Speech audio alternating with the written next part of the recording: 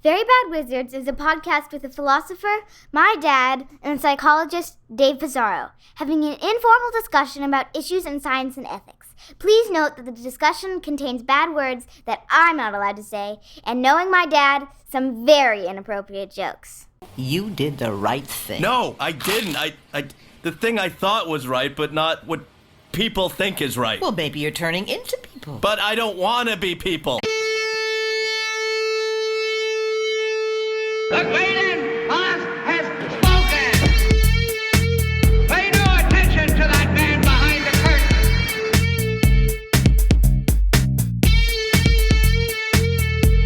Who are you? Who are you? A very bad man. I'm a very good man. Good man. They think deep thoughts, and with no more brains than you have. Pay no attention to that man! Anybody can have a brain. You're a very bad man. I'm a very good man. Just a very bad wizard. Welcome to Very Bad Wizards. I'm Tamler Summers from the University of Houston. Dave, your boy Luca is hurt, so there's only one contest for you to care about now, VBW Madness. The final 4 topics for our listener-selected episodes, we're down to that, and it looks like Solaris is going to take down Apocalypse Now, and Invisible Cities is grinding out a win against Cormac McCarthy's last 2 books. So let me ask you, who you got? Well, let me say that, I would have predicted not this. I know. I would have predicted the opposite. Me too. But man, it's so close. I think my money's on Solaris. And for the only reason that I think that our listeners really want to make us do more shit than we are prepared to do. I think the fact that Solaris beat Apocalypse Now means it'll probably beat Invisible Cities. Yeah. I kind of agree with you. But there is one irregularity with that there's nothing I can really do. But I forget which one this is true of. But one of them, I think it's the Solaris Apocalypse Now. I mistakenly made it a free post for everybody instead of just for our $10 and up. So there's way more votes for that than for the others are at 150 and this one's at 300. So I can split them by tier so we can see if there are these class differences. Yeah, right. The Russian rank system. Exactly. All the free people who voted are titular counselors. Yeah, so speaking of that, one of the benefits of getting knocked out of the VBW Madness tournament is you go back into the pile of things that we might choose to do anyway. And today, the winner of that contest is Gogol's The Overcoat.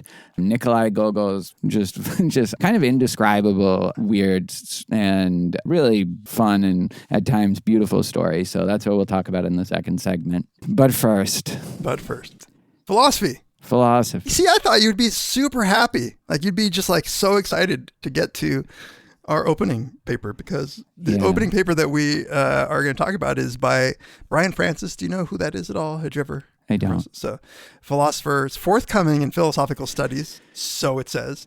Which is, It's good, right? It's a very good journal. I tried to publish a lot of my work, back when I wrote articles in Phil Studies, never got one in. Yeah. This got in, though. Brian has something on you then. Philosophy as fact-based discipline, 200 philosophical facts. Look, we've been just going to town on a bunch of psych studies for the last, 10 years, or really since we started, and probably more just because there are more of them and they're usually more interesting than philosophy.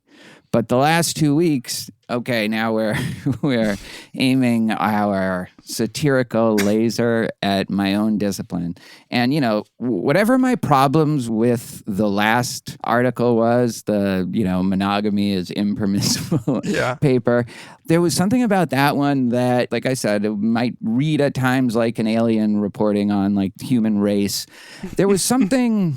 if not joyous about it, that's probably too strong, but benevolent about that paper. So like, I feel like it was good-natured fun that we were doing, maybe even if it didn't sound like that. This one, though, is just like, I don't even know what to say about this. Like, when you put this in Slack, I was like, I don't know where to begin with this. It's a paper that is sanctimonious and like kind of very proud of the profession of philosophy. And it combines those traits, the kind of sanctimonious, the kind of, look, I'm not going to be ashamed of the fact that we are a fact-based discipline. And then when you actually look at the facts, it's just mind-boggling. It's just like the dumbest fucking thing. And then to combine this kind of attitude of I'm better than you, I honestly, like, I was like, my mouth was like hanging open. I couldn't fucking believe it. Like, it's crazy. I don't know what to say about it almost. What did you think? It's amazing. Yeah. I mean, I had thoughts. Like, I thought this was a SoCal hoax kind Yes. of, Do you think it might be? I don't think so. I feel like people aren't doing that as much because who is this mocking? The people I would want to mock, maybe, but I would think this is too unfair. Like, Yeah. Okay. I want to read the intro. yeah. Set the context. So it starts off by saying, I'm probably the only philosopher in the world who holds, one, that there is tremendous agreement amongst philosophers on the truth values of many substantive philosophical claims. Two, there is enormous fact-based progress in philosophy. Three, philosophers frequently succeed in the aim to acquire communal knowledge of substantive philosophical truths. And four, there's plenty of genuine philosophical expertise regarding the truth values of substantive philosophical claims. It's not dissimilar to something I sometimes say about morality, where like you say, oh, look, there's a lot of disagreement, like, but that's what gets the press. Like, most people agree on a whole bunch about morality. I don't know that it works for this, but more importantly, I'm confused as to whether he thinks, like, does he think these are the result of philosophy? Because it just sounds like some pretty basic assumptions that you need to make to, you know, Just like have a language. to have a language. And I want to be clear because he says in the appendix, I list 200 straightforward facts directly about philosophical matters that virtually all philosophers know and non-philosophers don't know. So what we're about to read are facts that virtually all philosophers know, but then non-philosophers don't know. So it's probably, like you could imagine someone doing this for physics, and they would talk about some fact about the theory of general relativity where they all know it. They're physics professors or whatever, experts, and we don't because we're not, right? So these are the ones, just to give you a flavor of some of the philosophical facts. Beliefs can be positive, negative, trivial, controversial, silly, serious, short-term, long-term, and concern just about any topic. Most people don't know that. Some beliefs are true while others are false. That's one that ordinary people really have no idea. You need to be in an upper level philosophy class to learn that. Okay, evidence can be positive or negative. Positive evidence for a belief B is evidence that suggests B is true. Negative evidence regarding B is evidence that suggests B is false. It's sometimes called counter evidence. Oh, thank you. Thank you. I was wondering, does he mean counter evidence? It is sometimes called counter evidence. People use that word, and I just, I never knew what it was until, like my third year of grad school. Which, isn't that just a definition? Yes. There's so many that are just this is fact number 8. One's overall evidence is the combination of all one's evidence regarding that belief. Disagree. Well, you just don't know. You're not a philosopher. Oh, damn it. You got me. I thought overall meant half. I thought you thought it meant a third of all your evidence. What gets me, by the way, already for some of them, is the very uncharacteristic use of fuzzy language. Like for the first one, beliefs can concern just about any topic. Yeah. It's that seems like something so non-analytic to say. Right.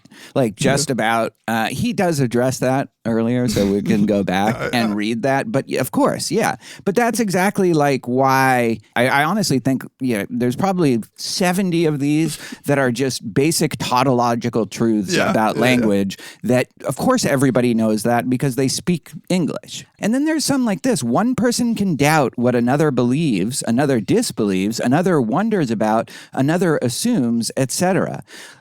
What would it be to not know this fact? Like, what kind of like mental state would you have to be to deny or just not know whether one person can doubt what another person believes or disbelieves? It's super weird. It's like you have to be in a coma to not like say, well, yeah, sure, but why are you saying that? Yeah. And he doesn't just mean that we're incapable of explicitly declaring what it is that we believe. No.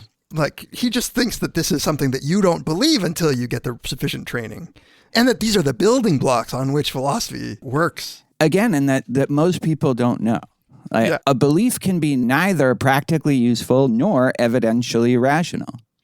Yeah, obviously, right? In some cases, suspension of judgment is temporary.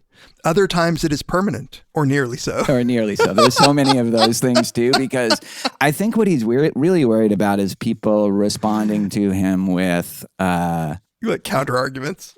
yeah. And so like he caveats a lot of these, like even well beyond where they would need to be just to avoid that. But like at the expense of a lot of them with the stuff with evidence, it's like, you don't have to be a philosopher. I mean, you don't have to be anybody. You don't have to be a scientist. You don't have to be Anything. Yeah. Yeah. This is fact 108.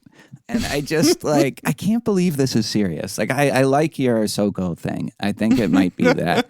So this is fact 108 that virtually all philosophers know, but most people don't know. One of the most important things about expert testimony is this. You need to figure out what testimony is trustworthy. Roughly put, testimony is trustworthy when it is reliably right. It's just like, again, so many of these things are just true because of the structure of the English language. Like, these are what those words mean. Right. And in some cases, he'll say like on one reading of this word. Yeah. And then he'll give it like on one common sense usage of it. This is like, like Russell and Whitehead tried to provide like a foundational basis for all of logic. Yeah. Except for this is like the bizarro version of it where like they took like 300 pages to prove 1 = 1. And this guy's just spitting out 200. How far we've fallen. It's the anti-progress. This is fact 104. This is a fact that you have to take philosophy classes to know. Oh, God, this one killed me.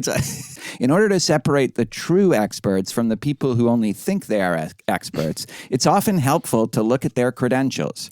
Do they have a master's degree or PhD in the relevant field? Do they do actual research that gets published in professional peer-reviewed journals? I hope you've learned that from me, maybe some of but that absolutely. I didn't really get until like a super advanced like third year course that is like 70% of people fail. You have to first just ask, like, do they have a master's or a PhD? And then, what about like peer-reviewed journals? If they don't, do they often cite and thoroughly discuss research published in professional peer-reviewed journals when making claims they say they have expertise on? This has nothing to do with philosophy. He's giving you an out. Like, look, I'm not saying you had to have a PhD or or publish yourself, but like when you're writing whatever paper you're writing that requires citations, are you citing me specifically? Like, which. By the way, what an insular little bubble to live in where you can't say that like some fucking bushman in the Kalahari who knows how to collect water in like the otherwise arid, terrible like environment of a desert, that you can't call him an expert. Well, no, you can. You have to first figure out, does he have an MA or a PhD in the field? When he's offering me some sweet elixir of life, I'm going to be like, do you at least cite peer-reviewed people? I can't take it. And it's also just, it can't be stressed. Like, this has nothing to do with philosophy. No. What epistemology class do they teach you? Just check if they have an MA or a PhD. And then, like, are they citing people enough? Yeah. Then he'll go on these, like, little benders of having, like, 4 or 5 in a row that are all the same. Yeah. So like the next ones are like, one tricky problem with expert testimonial evidence is that just because someone's an expert in one domain doesn't mean they're an expert in other domains, even closely related ones. That's 105. 106. Yeah. One tricky problem with expert testimonial evidence is that for some culturally sensitive topics, we can be fooled into not asking or actively ignoring the relevant genuine experts. Wait a minute. Is this AI? I don't think so. Those 2, one tricky problem with... Like, you can't see ChatGPT spitting that out. I don't think so. But that's the ideological one, is the second one. One tricky problem with expert testimony Yeah. is that for some culturally sensitive topics, we can be fooled into not asking or actively ignoring the relevant. He's asking about race and IQ. Race scientists, yeah. Like, we can be tricked into actively ignoring them. In spite of their MAs in like phrenology. I'm surprised he didn't add after that MAs or PhDs that like ranking schools is important. Yeah, When, yeah, exactly. It sucks for him that you're at Cornell and you have these problems. And then there's ones that are just kind of weird and like almost like meant to be a pep talk or inspirational in some way. Even when you are following the beliefs or advice of someone you consider an expert, you usually are still the one in charge, being autonomous and holding the reins of your intellectual life, since you are the one choosing which experts to follow, if any. This is like getting to self-help levels. I'm in charge. Yeah. Okay, good. I'm in charge. I still hold the reins of my intellectual life. Like, what the fuck is that? So a while ago, when we were talking about, what's his name, fraudster from the Netherlands. Oh, Stoppel? Stoppel, yeah. We were talking about how like he sat down with like a glass of wine and just like a blank sheet of Excel and like just started punching numbers in. Which is better than all this p-hacking stuff. Just get right to the like, you know. So like I didn't think that there could be an analog in philosophy of just opening up a spreadsheet and typing things in with a glass of wine. But it seems like he was like, all right, you got to get 200 of these, cracks his knuckles, pours himself a Merlot and just starts typing. Yeah, but like, it's almost weirder than that. Like, his thing was like, okay, I get it. Like, he's fabricating data to like get published and get grants and all of that. Like, I don't totally get what this is. Most of them are true by definition. Some are just weirdly reflective and caveated to death. And some of them are attempts at gatekeeping, I guess. There's no real rhyme or reason to it. And it's just astonishing to me that these are presented as facts that virtually all philosophers know. Like, I don't think there's a single one that could be true of. Virtually all philosophers know and most non-philosophers don't know. Like, is there a single one where that's actually true? Well, MAs and PhDs. I guess you wouldn't know, right? Yeah, that's true. I don't.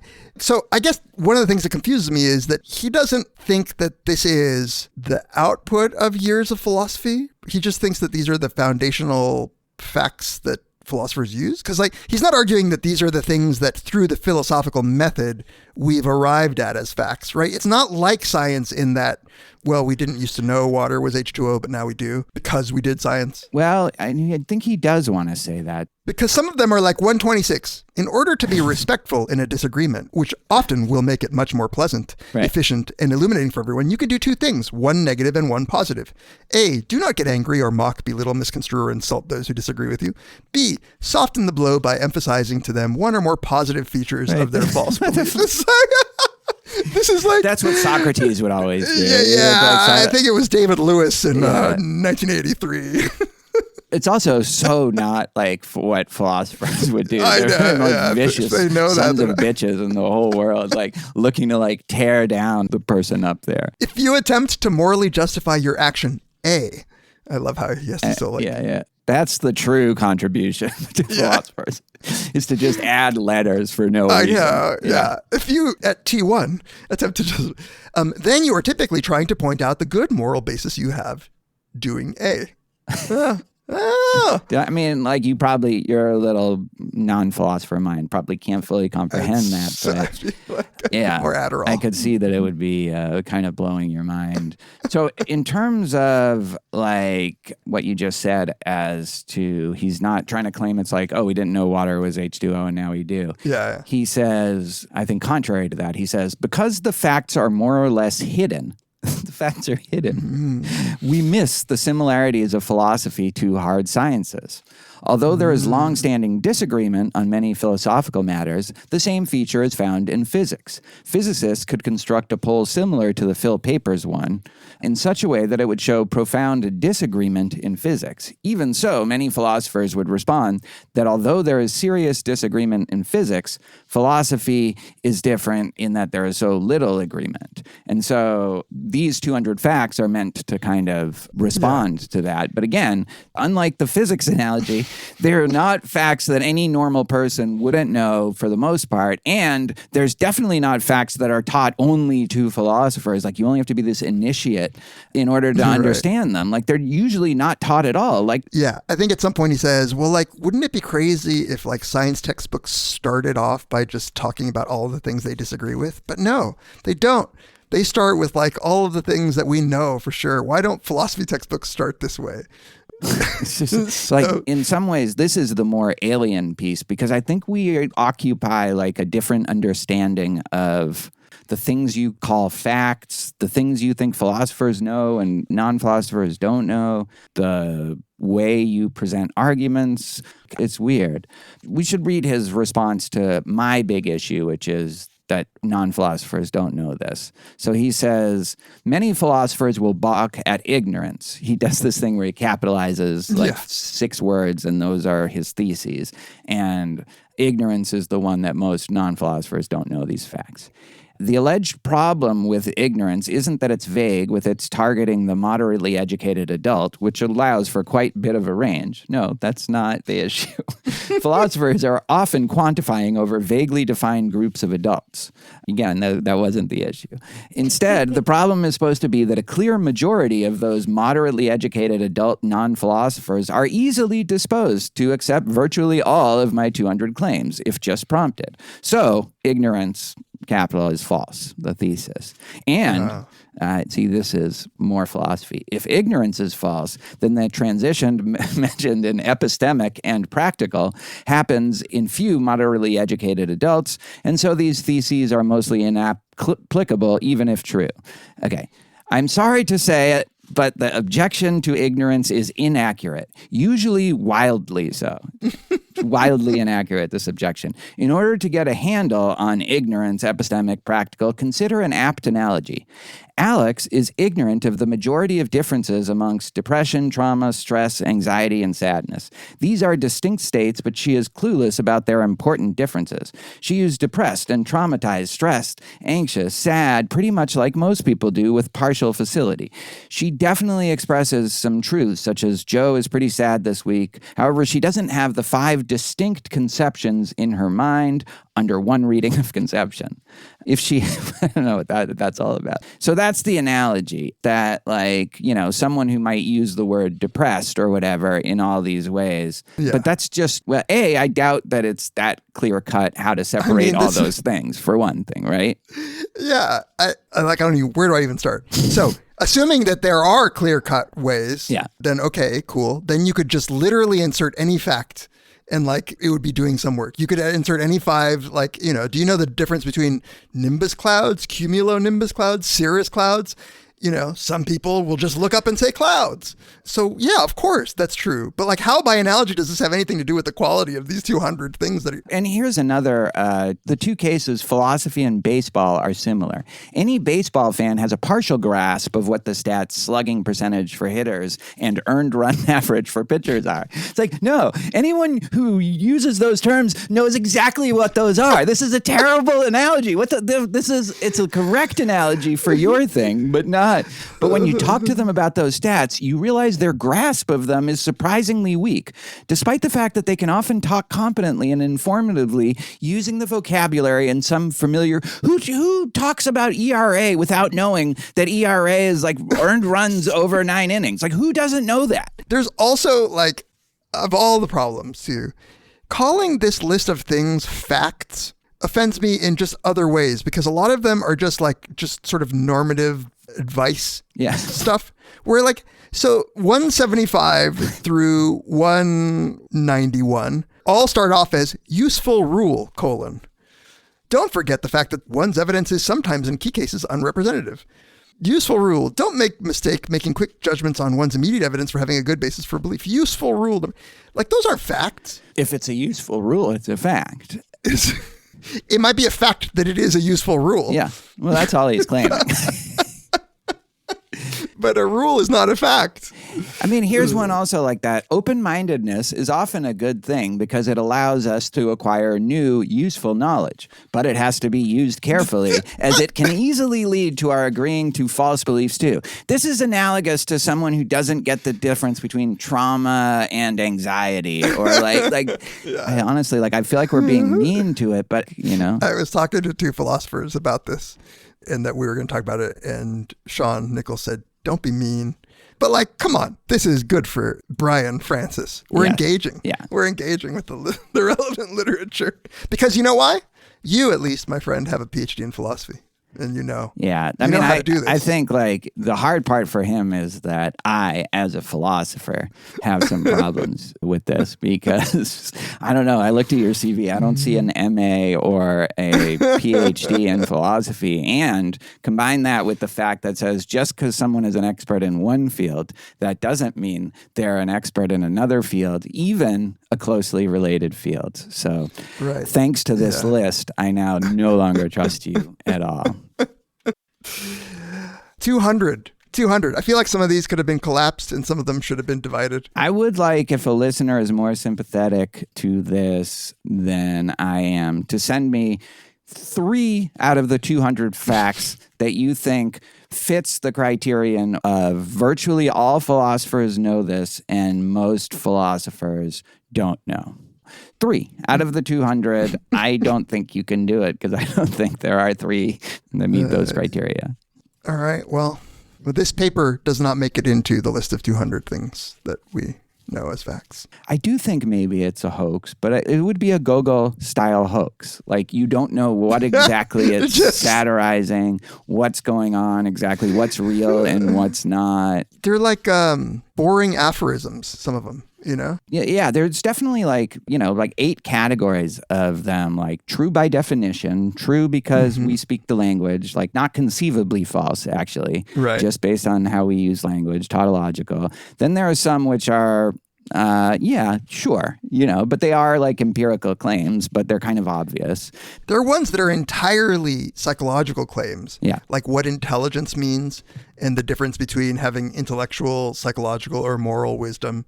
And it's they seem like reasonable beliefs about how things work, but they're certainly not facts. No, and certainly not facts that philosophers know and non-philosophers don't know. Then there's a bunch about knowledge. So there's the pseudo problem group. True belief that doesn't amount to knowledge is possible. Yeah, and then, we've talked a lot about the gatekeeping group. Then just open-minded, be open-minded, but not too open-minded, just things like that. All right. At least he knows 200 things and I don't. That's true. But, go back to school. It's not too late. All right. We'll be right back to talk about Gogol's The Overcoat.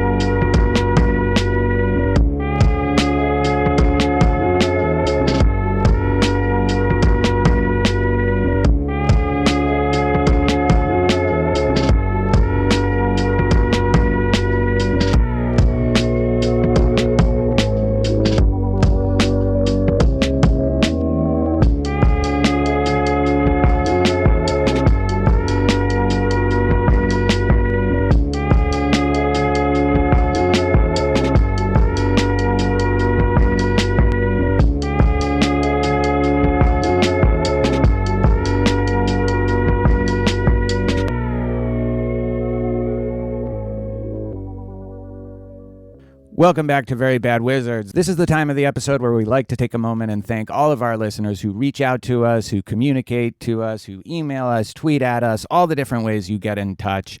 If you'd like to do that, you can email us, verybadwizards@gmail.com. We still read all of our emails. You can tweet at us, at Peas, at Tamler, or at Very Bad Wizards. Lately, we're not spending that much time on there, so one of the more unreliable ways of getting in touch with us. You can join the Reddit community where there are discussions going on intermittently up there. You can follow us on Instagram. I got to remember to post all the episodes on Instagram. I've been blanking on that, but that is a nice way to find out what the latest episode is when I do remember. Also, those go to Facebook, so you can like us on Facebook as well. One thing that really helps us is if you subscribe and give us a 5-star review on Spotify or Apple Podcasts or wherever you listen to your podcasts. That helps other people who might be interested in the show find it. And I looked at Spotify reviews for the first time in a long time, and it seems like there are a lot there, and same with Apple Podcasts. So we really appreciate it. And you can follow me on Letterboxd, Tamler Summers. I post little reviews, capsules of all the movies that I have seen lately. If you would like to support us in more tangible ways, the best way you can do that is to join our Patreon. We have a growing and thriving Patreon community, and that's what keeps the lights on for us. It's really exclusively what pays the bills here at Very Bad Wizards and allows us to do the things that we do. And we try to reward your generosity with a ton of bonus content. We are in the midst of The Lotus Eaters, our deep dive into Homer's Odyssey. We're going 2 books at a time, and we have just finished the episode for books 15 and 16, so we're 2/3 of the way through. That's been a lot of fun. I've really enjoyed that, and I hope you have too. Of course, there is The Ambulators. Our episode-by-episode breakdown into what I consider to be the greatest TV show of all time, if you set aside David Lynch and Twin Peaks, because that's kind of its own thing. At $10 and up, you can vote in VBW Madness, and we are down to the final matchup right now. This has been a tournament of 16 topics, and we are down to Invisible Cities by Italo Calvino and Solaris, both the novel and the Tarkovsky movie. So that's the final matchup. At $20 and up, you can ask us a question every month, and we will respond in video form for you, audio form for all of our bonus tier listeners. So if you haven't done so already, please consider becoming a Patreon supporter. We really appreciate all the support. Thank you so much. Let's get back to the episode and Gogol's The Overcoat. All right, let's get to our main segment. This is Nikolai Gogol, his 1842 short story, The Overcoat. Quite celebrated story. Nabokov called it the best short story ever written by a Russian. And it's about the life and death of a titular counselor. His job is to just copy things, and he loves that job in spite of the fact that he's constantly made fun of and doesn't do anything else in his life besides that and doesn't make very much money. But at a certain point, he has to get a new overcoat. And then when he does, that kind of opens him up into a new world of like desire and lust and sexual attraction maybe, and drinking and interaction with the outside world and going out at night. And unfortunately, it doesn't last. The overcoat is taken from him. And soon after, like a very Kafka-esque kind of journey through the various bureaucracies that he tries to get this addressed, he dies. And then, according to reports, comes back to life and starts stealing everybody else's overcoats, including this general, this big, powerful, important person who had really treated him poorly when he appealed to him for help. But there's a lot of, ambiguity about what exactly happened and what didn't. All right, that's just the shortest possible summary that we're going to get into all of those things. But what stood out to you about this story? This is our second Gogol story after The Nose. Yeah, well, what did you think of it? First of all, I had no idea it was going to turn into this ghost story at the end, but there's just a couple of turns that it takes, which I'm learning Gogol likes to like just turn things fairly quickly into it being a kind of different story than you thought you were going to read.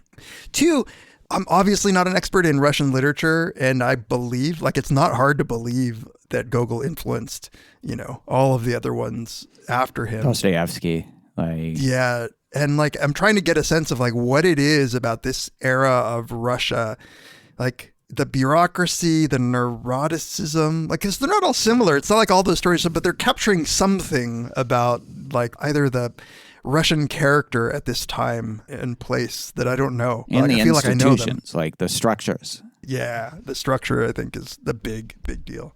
But yeah, I loved it. I really enjoyed it. What about you? Yeah, it's funny. It's weird. I think Gogol is like a one of one. Like, I don't know who to compare him to in terms of the style of the story. Yeah, like you say, the abrupt shifts. I think like Kafka came to mind in this particular story just because, this poor guy who's going up against these forces.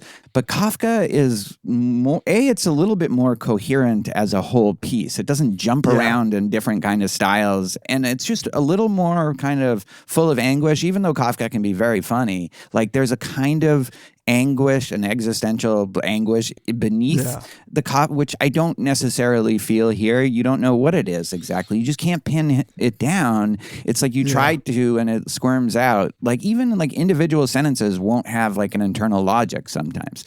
They'll start one way and then end the other way. And that way it reminds me of the paper we did in the beginning. But yeah. Right. And with Kafka, you know kind of what you're in for. You're in for a sort of surrealist like treat. And I mean, I haven't read enough Gogol to know this, but like in the ones we've read, it's like, it's absurd in like a even more absurd way because you don't always expect the absurdity.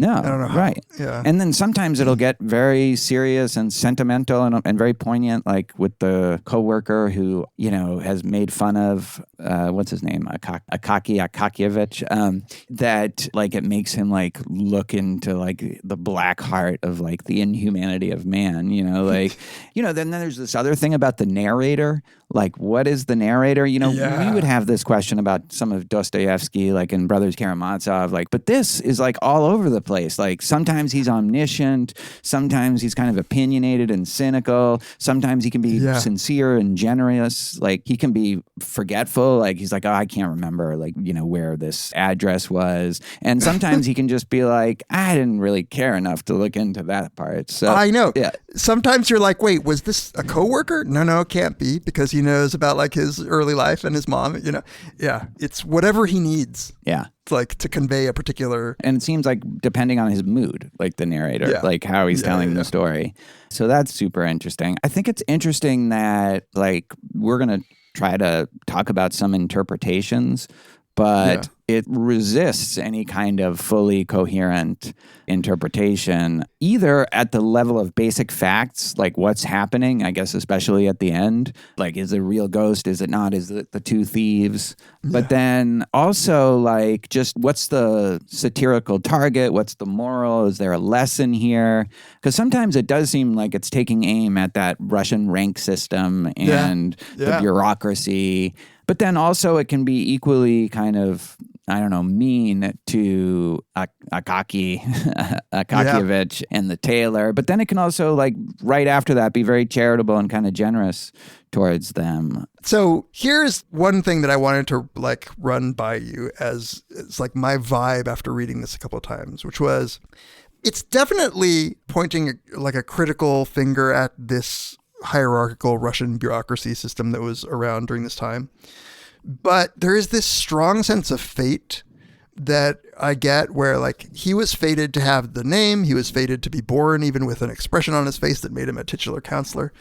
But like he was happy. He was fine. Yeah. Like he was like in his role, he was like doing well. So much so that only every once in a great while did like betray that he might have been bothered by the insults. But other than that, he barely even noticed. And only when they interfered with his copying. His copying, right. Yeah.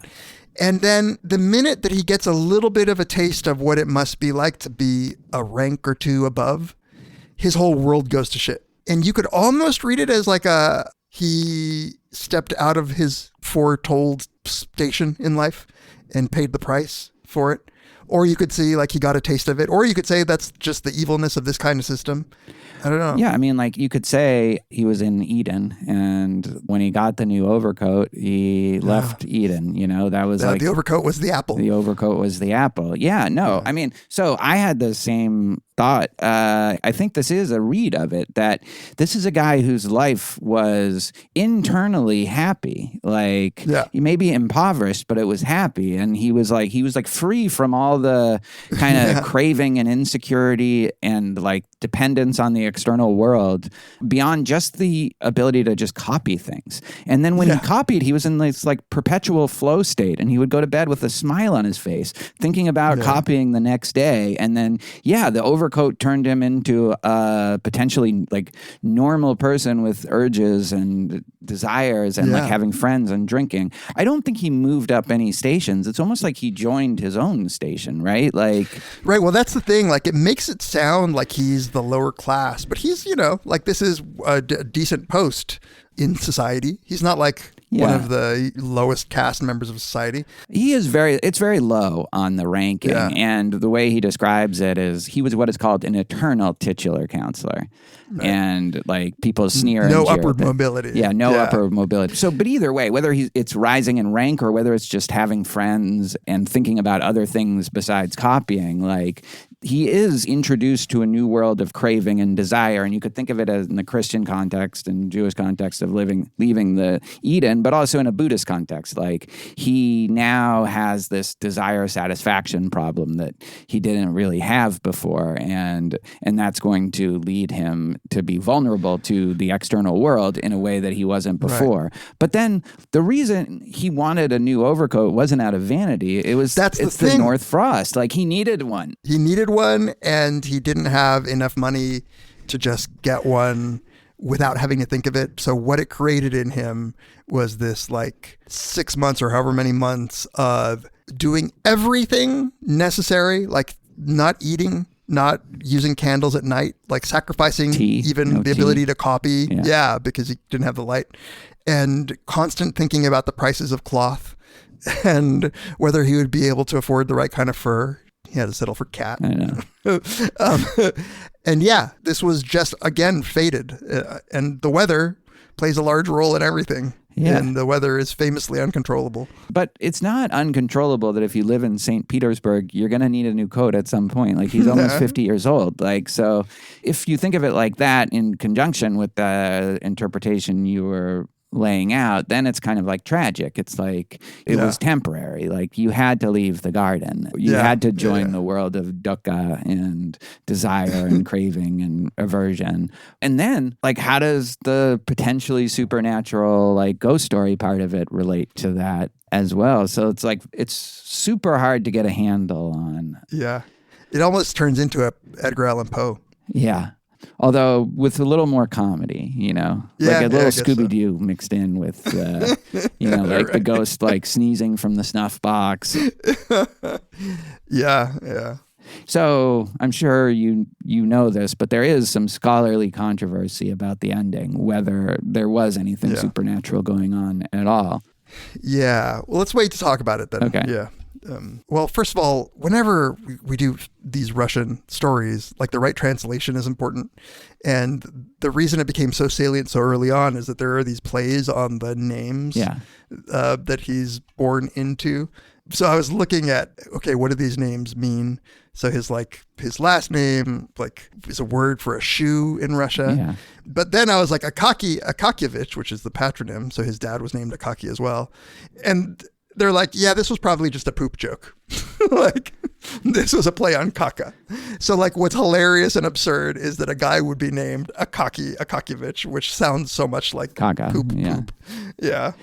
So one of the things that you say that he was fated to have that name because that's what the narrator says. But then when he describes it, it doesn't sound like he was fated to have it at all. It's like the mom wanted to give like a different name, and they turned to like 3 pages in a calendar, and they didn't like those names. So then they just ended up naming him Akaki Akakievich. And then the narrator says, "We have told it so the reader could see for himself that it happened entirely from necessity, and that to give him any other name was quite impossible." But like nothing about that story suggests that. It seems completely arbitrary, actually, that he was given that name, aside from the fact that that was, the father, maybe the patronym is the father, but like, yeah. Right. Well, that's like where I don't know also where, because, one of the conventions in these Catholic countries is to name the child after the saint's day that falls on the day they were born.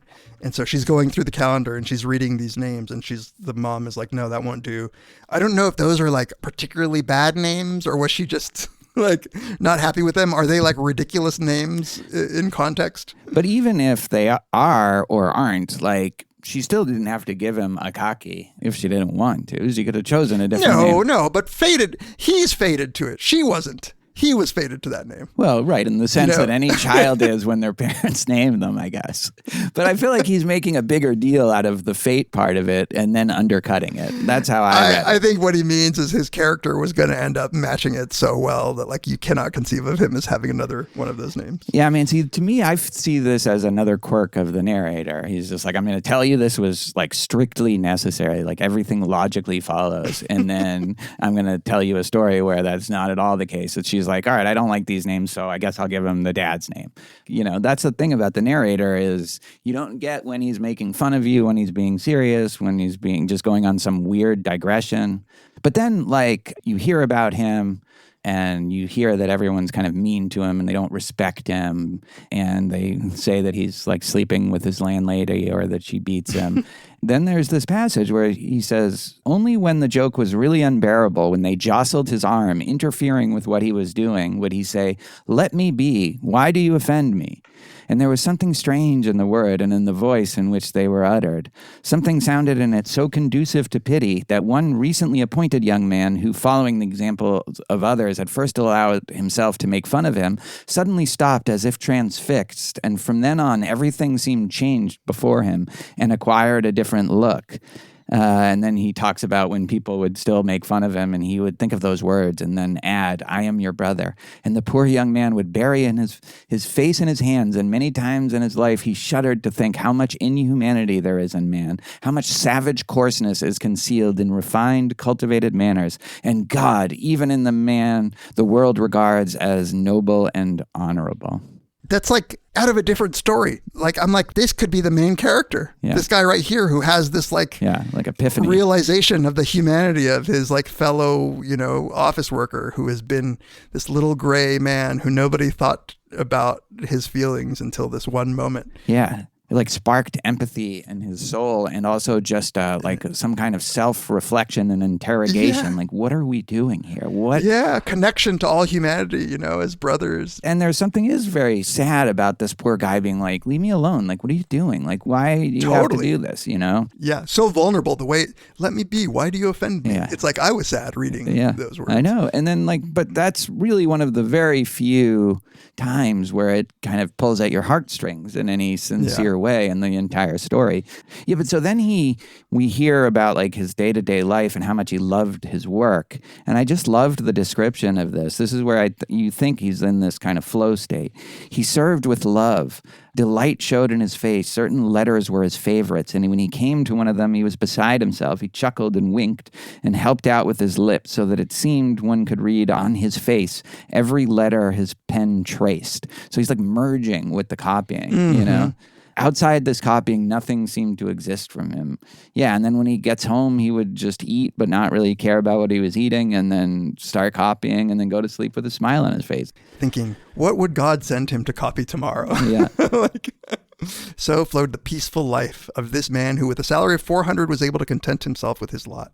And the one time that like a superior who sort of like felt bad for him, like because, presumably there is some upward mobility in these bureaucratic ranks, like gave him another task. And he was like stressed the fuck out about it. He's like, no, can we just go back to copying? Thanks. Yeah. And that's another big theme, actually, that I didn't mention, but certainly noticed, is this idea of copying and imitation. Like at one point later in the story, the really important person who is kind of the last straw does the thing that leads him to die by dressing him down in his office. He then goes out and has a very similar night to the one that Akaki had, like going to a party, having a little champagne, and then just getting mugged on the way home. So there's a lot of these like reflections and copies. That's clearly, I don't know like what to say about it, except that it's a constant theme, I think, in the story. Yeah, that's good. But then the Northern Frost. See, they blamed their weather, the St. Petersburg. Yeah, so his coat is bad, and the narrator says like that people would make fun of it. They would say it's not even an overcoat; it's a house coat. It's a house coat. Yeah, so bitchy. And then there's kind of a comic scene of him going to this tailor through this kitchen where there's so much smoke with this German wife who's like cooking, and you can't see. He has to stumble his way through the smoke to the drunk tailor, or he wants him to be drunk. Yeah, hopefully he's drunk. Yeah. And the tailor just says like, this can't be fixed. Yeah, which is just like rocks his world. He's like, wait, what? Come on, you could fix it. Like, he was wondering how many of his whatever little rubles he was going to have to pay to like replace the cloth. And the tailor's just like, this is beyond repair. And like, I believe him. Like, it doesn't seem like the tailor was trying to scam him. Not at all. Yeah. He seems like he takes a lot of pride in his work in spite of his certain anti-German prejudices. Yeah. That's why the sort of eating the apple thing doesn't totally work, because he wanted to avoid getting a new overcoat at all costs. This was necessity, I think, for him. He's like Adam. He had to eat the apple because that fucking bitch gave it to him. Yeah, exactly. It's all fucking bitches, man. And so this is where he has to come to terms with the fact that like now it's going to cost not 150 like Petrovich said, but he's pretty sure he could get it for 80. Yeah. I like that rubles. He's a little savvy. Like he kind of knows when to approach the tailor and how much he really wants. Yeah, and that's important because or else he really is a cutout, like a not much of a character. An imbecile, like a holy fool, but not even quite attain that. Yeah, and very two-dimensional too. Yeah. Like we need to know that he's like not dumb. He's not like, he's aware that there are things like negotiations. And he's just found like the perfect activity for life, like an utterly fulfilling activity. So he's like begging him to fix it. He's like, no, you can't. So then he's trying to figure out how the hell am I going to get these 80 rubles? We hear that he has over however many years saved up half of that, like 40 rubles, just from being frugal. Yeah, so that's good. Yeah. So he has to cut back on all of these expenses, which seem like more like necessities, I know. But he gets kind of beatific, as he's doing this. When I read this the first time, I thought, oh, this is actually good for him, maybe. Yeah. Truth to tell, it was a bit difficult at first to get used to such limitations, but later it somehow became a habit and went better.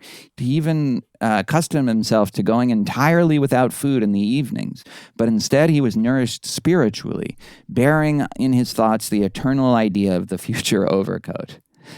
From then on, it was as if his very existence became somehow fuller, as if he was married, as if some other person was there with him, as if he were not alone, but some pleasant life's companion had agreed to walk the path of life with him, and it was the overcoat. So that's kind of also interesting, and complicated. No, totally. It's like I hadn't really thought about what the new overcoat itself symbolizes. So I'm not sure, because on the one hand, you're like, okay, he's falling into this trap of like yearning for this thing that's not important. Vanity. But on the other hand, like you say, he's enjoying his life. It says he became somehow livelier, even firmer of character, like a man who has defined and set a goal for himself. Doubt, indecision, in short, all hesitant and uncertain features disappeared of themselves from his face and actions. Fire occasionally showed in his eyes. The most bold and valiant thoughts even flashed in his head. And this is what I love. Might he not indeed put a martin on the collar? like maybe he should spring for the extra nice fur. Martin, damn. The martin. So I mean, in some ways, he's joined like the human race. because Yeah. of it. And Yeah. maybe it is kind of exciting. You have all this drama. Like, you could look at him as in a perpetual flow state, or you could look at him as a zombie, like half dead. Yeah. And so, Yeah. like, I think because it's both of those, there are some good things about like setting goals and like working Yeah. for them. Like copying is sort of what he's born to do, literally born to do. And this is, something he's learning, and that there's a little struggle that comes with it that he enjoys. Yeah. It is interesting. I mean, it's like the question of what is a good life? Like, can content Akkadi copying every night, can he be said to be living a good life, Yeah. even if he's happy doing that? But like all of his comrades who like then see the new coat when he finally gets it are like, okay, like now you're one of us. Like, let's go. Like, be a person. Come have a drink. And he's like, oh, no. They immediately accept him when they see like that he has a good coat. I do want to talk before that though of when he gets the coat. Because I think that's also very cool. Like, you get the sense that Petrovich made him a fucking nice coat. Like a pimp ass. Like, and he was proud and it fit well. And like, this is a very funny, like, narrator thing. He says, it's hard to say precisely which day, but it was probably the most festive day in Akakievich's life when Petrovich finally brought the overcoat. So then he came, he delivers it, he puts it on him, and there's so many weird little details, like Akakievich, being a man of a certain age, wanted to try the sleeves. Like, what does that mean? What? Just like non sequiturs often, like in the sentences. And then Petrovich, I loved the thing, and I could see this in a movie of him. He wants to look at Akaki wearing the coat, and then he runs around the block and then tries to look at him from different angles, and then looks at him like, that's so nice. He's like proud of his. Sweet. Yeah, he's so proud. Yeah, I love when he presents him with the overcoat. Petrovich's face acquired a more important expression than Akakievich had ever seen before. Yeah. He's taking a break from his kind of drunken grumbling about his wife. Stuff up. Yeah, not patching things up. Like, he actually, he's creating. He's creating. Yeah, right. In fact, they make a distinction of that. Someone who's just a tailor and someone who actually makes a new coat. And then Akaki feels, I don't know if you've ever felt this, but he said at every instant of every minute, he felt there was a new overcoat on his shoulders. And several times he even smiled from inner satisfaction. In fact, there were two prophets, one that it was warm, the other that it was good. Like, you ever buy something that you just love, and it's just like, you just like easily can just get reminded, oh, like I'm in my new Bronco, or I'm wearing these new sunglasses, or whatever. Yeah, absolutely. At first I was like, oh, that's like a little kid getting new sneakers, you know? But it's also me. Like, when I finally had money, I'd paid off some debts. Like, I bought myself a bag that I love. And to this day, I'm walking down the airport and I'm just jockeying my own bag. Yeah. Like, I'm just like... Like, you love the way it feels. You love the way you imagine yourself looking. I love the pockets. I love the zipper. I love how people might look at me. Yeah. So I really like that aspect of it. And like, then they all accept him and invite him to a party. Yeah. They all treat him well. You think that, you're definitely worried the first time. I don't know if you felt this, like something's going to go wrong, but I thought maybe something at the party would go wrong or something.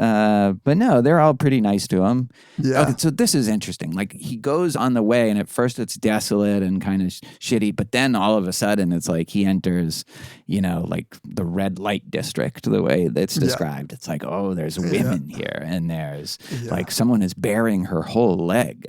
So he's really getting like a flood of these new sensations and temptations and stuff. Pedestrians flashed by more frequently. Ladies began to appear, beautifully dressed. Some of the men wore beaver collars. There were fewer cabbies with their wooden grill sleds studded with gilded nails. On the contrary, coachmen kept passing in raspberry-colored velvet hats with lacquered sleds and bearskin rugs. Yeah. And he's looking at it like it's all brand new. Yeah, and it is, I think. Well, at least he says it's been years. Or at least his perceptions are too. His eyes have been opened, maybe. Yes. Then when he gets there, they all, kind of fawn over his coat. And then you get one of these sentences that I just don't know how to like interpret. It says, Akakievich was somewhat embarrassed, yet being a pure-hearted man, he could not help rejoicing to see how everyone praised his overcoat. It's like, how is that being a pure-hearted man? I know. Maybe it's simple. Like, somebody praising you, like, you're just going to react. Yeah. And then, like, at the thing, it says all the talk, the noise, the crowd. He didn't know what to do, where to put his hands and feet, or his whole self. Like, he always knew that. Like, he has all these choices now. He has all this freedom that he doesn't know what to do with. Yeah. Like, I feel like I know what that feels like when you're at a party that you know you don't belong at. Yeah, or at least you're not sure you belong at. Yeah. But it seems like the party goes well. They say, no, you got to stay and get some champagne. We're going to cheer your new overcoat. And he walks home in a good mood. Yeah. Really did get merrier with 2 glasses of champagne. Yeah. As things do. Yeah.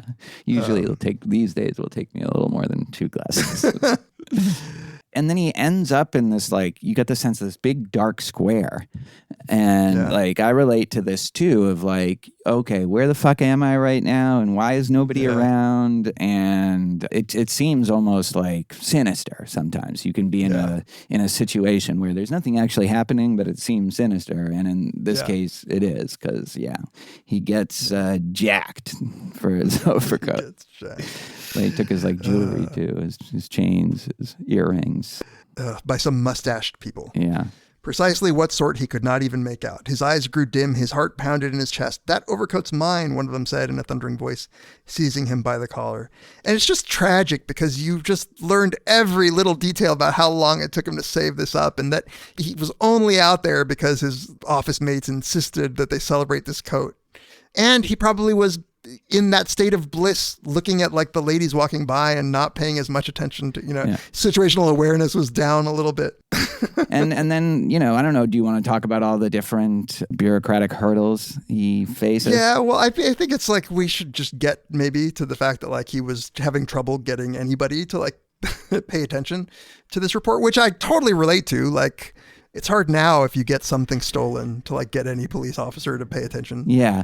But he never actually goes to the police, right? Like he never does go. Like the landlady says to go right to the superintendent. Yeah. And right. He just kind of trusts her for that. And then, just like people are trying to help him. It doesn't seem like they give particularly good advice, but they're trying to help him. And you kind of wonder, but what if he had just gone to the police? Yeah. But I don't know. Right. I couldn't tell if he... he doesn't follow the chain of command, which becomes a problem. But shouldn't he have maybe just reported it to the police? Yeah, I don't know either. I mean, it seems that people really don't believe that it would do anything to report to the police. But at the very least, like you said, it would have left a record for the chain of command. So this guy, the very important person, wouldn't have blown up at him. And, maybe it's a sign that he's a little, he goes right to the top, like he was feeling himself. But he's so desperate in this situation that it's hard to think that he's feeling himself.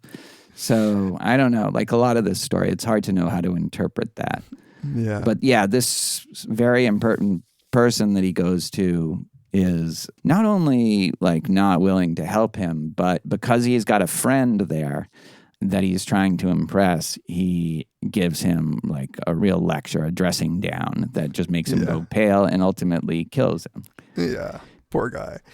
This guy is somebody who is described as really caring about his post, what status level he is in, and who we're told isn't even really that important, but these things are all relative anyway. And so he practices saying, do you know who I am? Yeah. That kind of His shit. usual conversation with subordinates rang with strictness and consisted almost entirely of 3 phrases. How dare you? Do you know with whom you are speaking? Do you realize who is standing before you? That's what I tell my students. Yeah, exactly.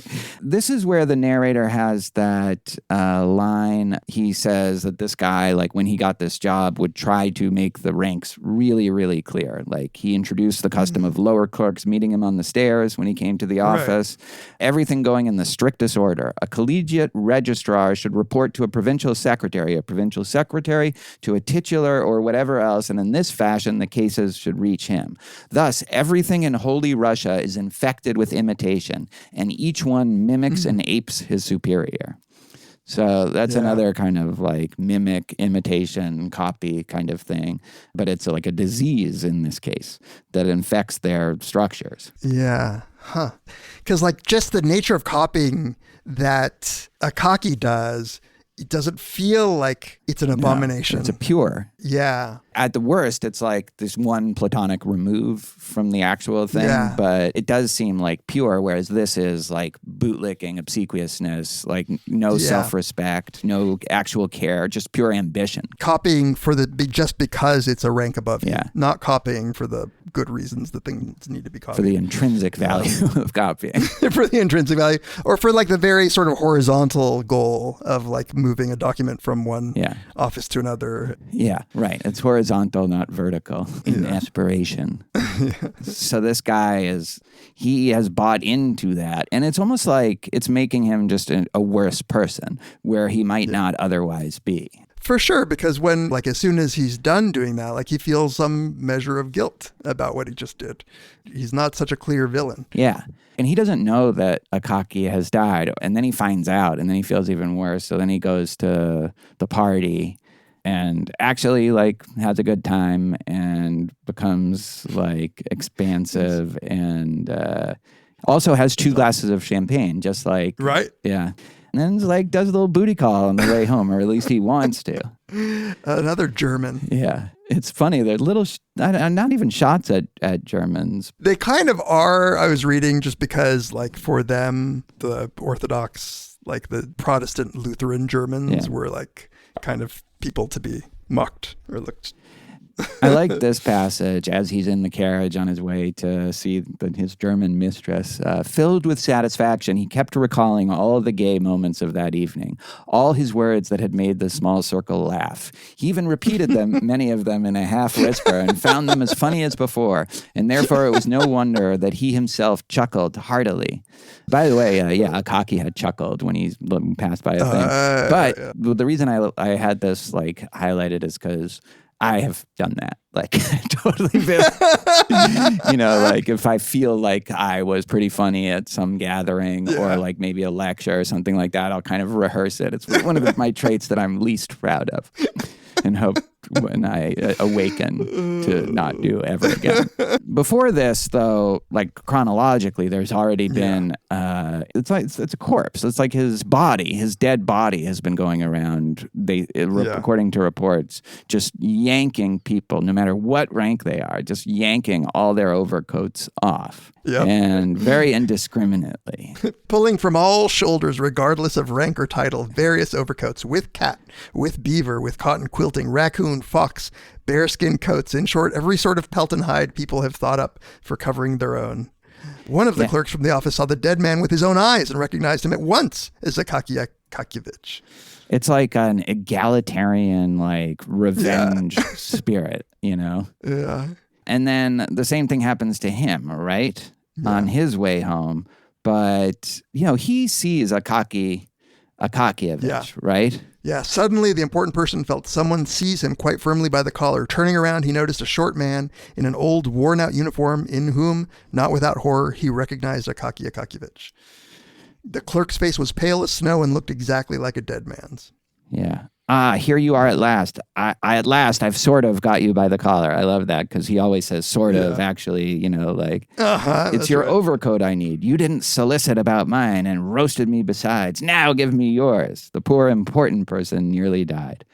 And it made such a strong impression on him that he even began to say, "How dare you? Do you realize who is before you?" far less often to his subordinates. And if he did say it, it was not without first listening to what the matter was. So it really made a positive impact on him. Yeah. And it's told that the dead clerk must have gotten exactly what he wanted with his overcoat. Fit him perfectly because there was no more talk of anybody ever having their cloak torn off. Yeah. But then there is this doubt introduced as to what exactly is happening. Yeah, so it says, however, many active and concerned people refused to calm down and kept saying that the dead clerk appeared. And indeed, one policeman in Kolomna saw with his own eyes a phantom appear from behind a house. The phantom, however, was much taller now and had an enormous mustache, and making its way towards Obukov Bridge, vanished completely into the darkness of night. Now that one sounds like it's the guy who mugged, who also had a mustache. Yeah, it's just like the original, the OG guy. Yeah. But now poor Akaki's getting all the blame. Yeah. I don't think he minds. It's like Weebay and The Wire, fine, pin a couple more murders on me, sure. Maybe get some fries.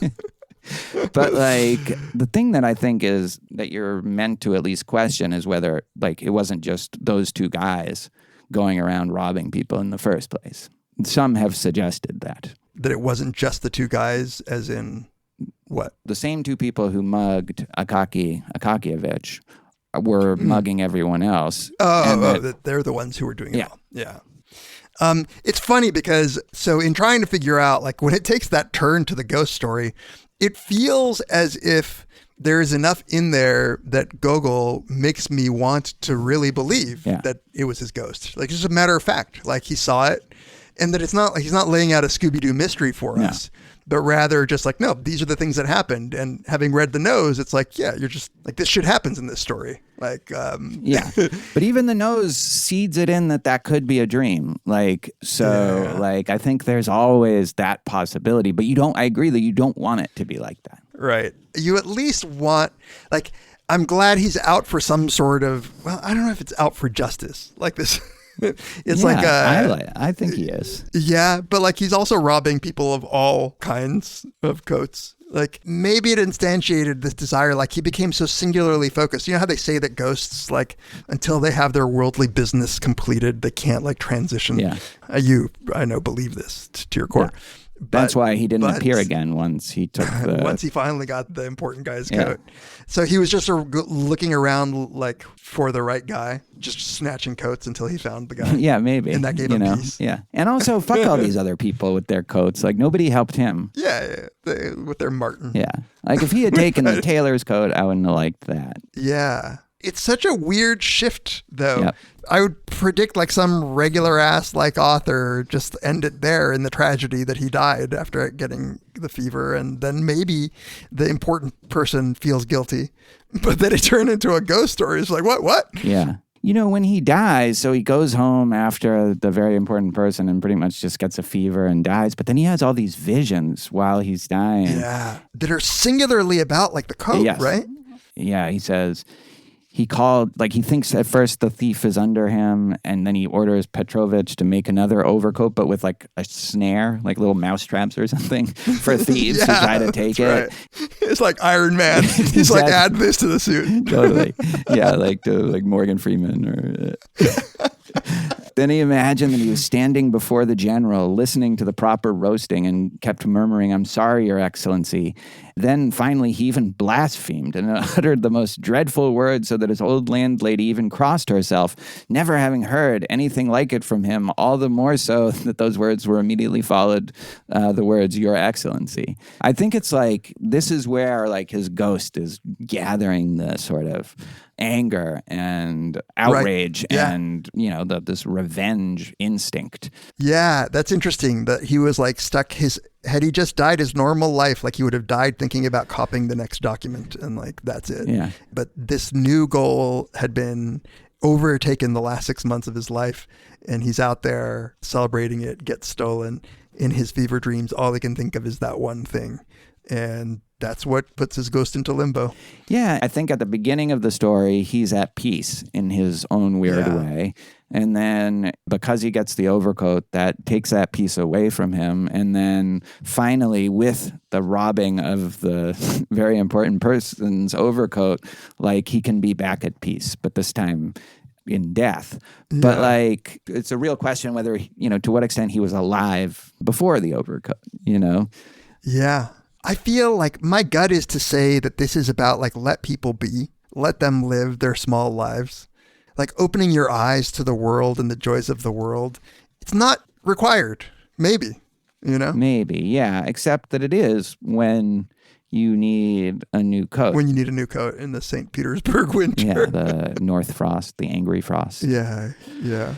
Yeah, so there's no, like, this cannot be, it's like a greased up water balloon that slips out of your fingers when you try to, like, you think you've got a hold on it. You definitely don't, because I go back and forth on so much of this. And that's what makes it such a great story, too. Like, this doesn't feel allegorical. Like, I know there are themes and stuff, but, like, I don't feel like I'm getting taught a lesson about anything. No, I wouldn't know what the lesson was.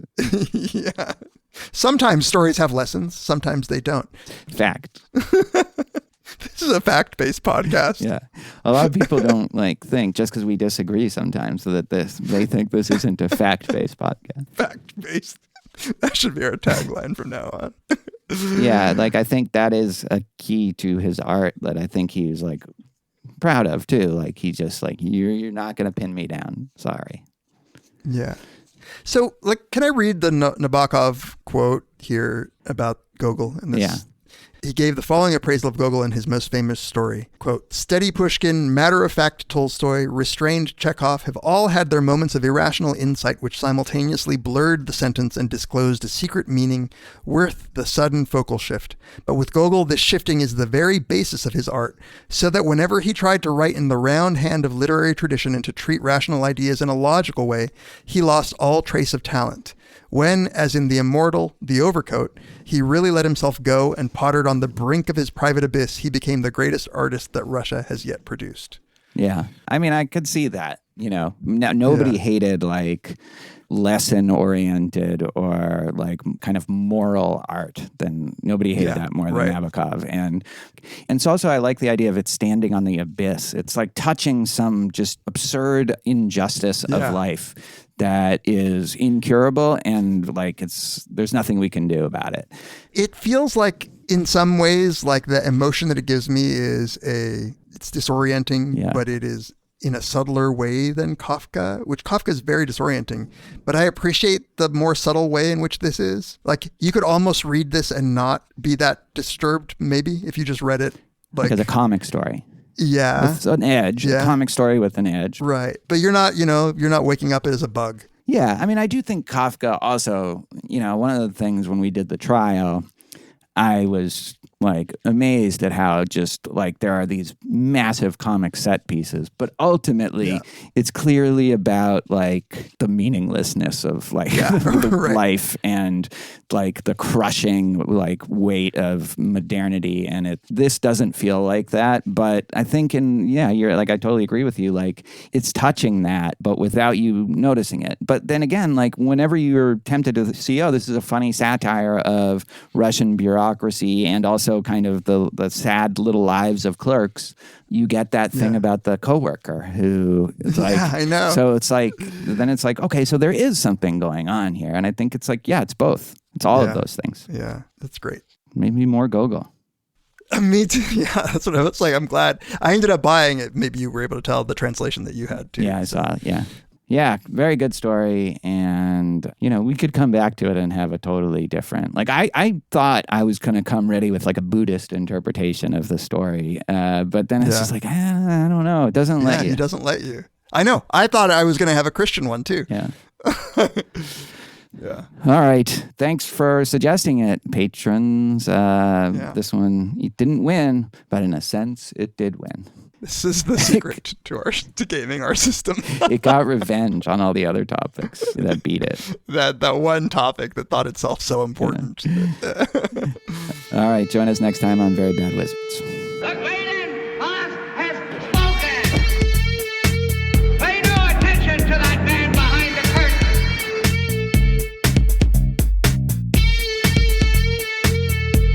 Who are you? Who are you? A very bad man. I'm a very good man. Good man. They think deep thoughts, and with no more brains than you have. Pay no attention to that man. Anybody can have a brain. You're a very bad man. I'm a very good man. Just a very bad wizard.